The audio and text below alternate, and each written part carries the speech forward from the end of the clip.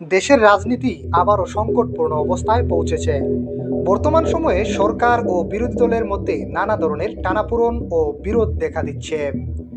সংবিধান সংশোধন বা সমাধান না হলে রাজনৈতিক পরিস্থিতি আরও জটিল হয়ে উঠতে পারে।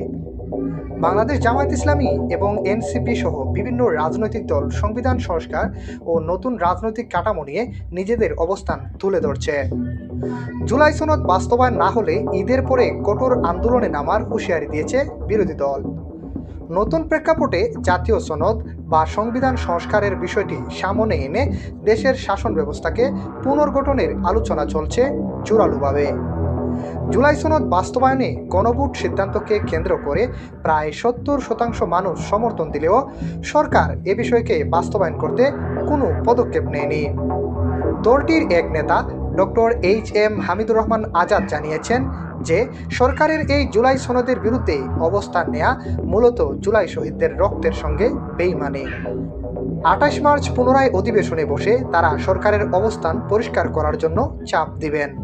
তিনি আরও বলেন, সংসদে আলোচনার মধ্যে এটি সমাধান না হলে রাজপথকেই সমাধানের একমাত্র পথ হিসেবে বেছে নেবেন। বিশেষ করে মার্চ মাসের মধ্যেই জুলাই সনদ বাস্তবায়নের দাবি না মানা হলে সাধারণ মানুষের মধ্যে অস্থিরতা বাড়তে পারে। অন্যদিকে সরকারি দল এখনও তাদের সিদ্ধান্তে অনড় অবস্থানে রয়েছে, যার প্রেক্ষাপটে বিরোধী দল সংসদে এখনও তাদের আন্দোলন চালিয়ে যাচ্ছে। সংবিধান সংশোধন সংক্রান্ত কমিশন নিয়েও বিরোধীদের আপত্তি রয়েছে।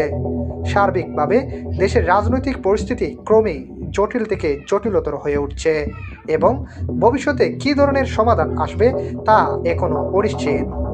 দর্শক, সমাধান এখন সময়ের ব্যাপার।